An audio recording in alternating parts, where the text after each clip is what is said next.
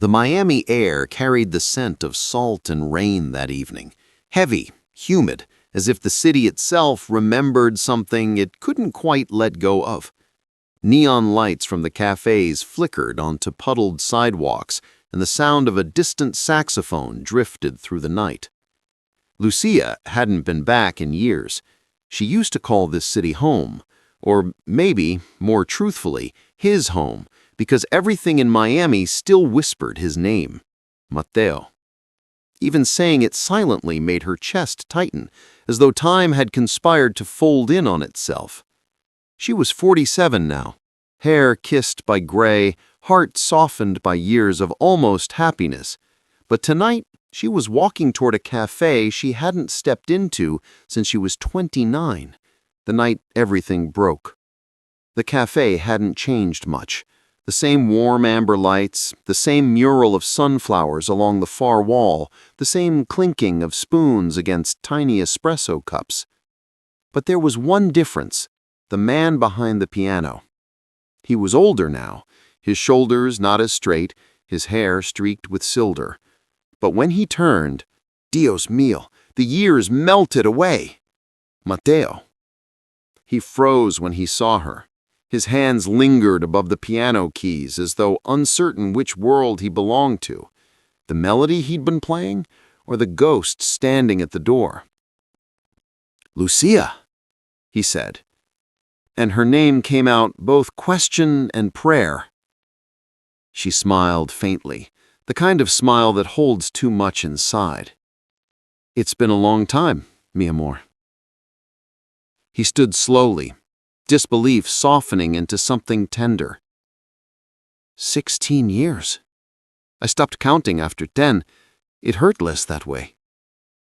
They sat at a small corner table, 2 cafecitos between them, silence thick with everything unsaid. "How long are you in town?" he asked. "Just a few days," she said, eyes tracing the rim of her cup. "I came from my cousin's wedding. Thought I'd visit old places." He smiled sadly. "You found the oldest one." She laughed softly. It still sounded like sunlight, even after all these years. When they were younger, they were inseparable. Lucia, the aspiring writer with fire in her voice. Mateo, the dreamer who played piano at nightclubs and believed music could save the world. They had plans, Paris, a tiny apartment, love that could outlast struggle. But life had other plans. Lucia's mother fell ill. Mateo was offered a touring contract. And love, their invincible, foolish love, couldn't survive distance, pride, and silence. "Do you ever think about it? About us?" Mateo cluttered, eyes gleaming with a sadness that looked almost beautiful. "Every day. Sometimes when I play, I can almost hear your laugh between the notes. Sometimes I hate myself for still hearing it." Lucia looked down. "I thought letting go was what grown-ups do." He leaned closer, voice low, almost trembling. "Then maybe I never grew up, corazón." They walked along Ocean Drive later that evening, the city humming with life around them. Couples passed holding hands, laughter spilling from open windows, waves whispering against the sand. Lucia slipped off her heels and carried them, toes brushing the cool pavement. "You used to tell me that Miami was your muse." "It still is. Only now the songs are slower, sadder." "Like us," she whispered. He looked at her. Really looked. "You're still beautiful, Lucia." She smiled faintly. "You always saw beauty where others saw mess." They reached the edge of the beach, where the tide kissed the shore and retreated like a secret. "Do you remember that night? The last one?" "How could I forget? You played Por una cabeza and told me I'd wait." He laughed softly. "And you told me not to." Her throat tightened. I thought that was saving us from disappointment. And instead, he said gently, we just lived without each other. For a while, they said nothing. The waves filled the spaces between their words. Finally, Lucia whispered, I read your name once in a concert program. I thought about going, but I didn't. He nodded. I saw your first book in a window downtown. I bought 3 copies. Didn't open any. Her eyes shimmered. Why not? Because I was afraid I'd see myself in the pages. A single tear slipped down her cheek, and he brushed it away, his touch hesitant, reverent, like he was afraid she might vanish. Mateo, she began, but the rest dissolved into the night.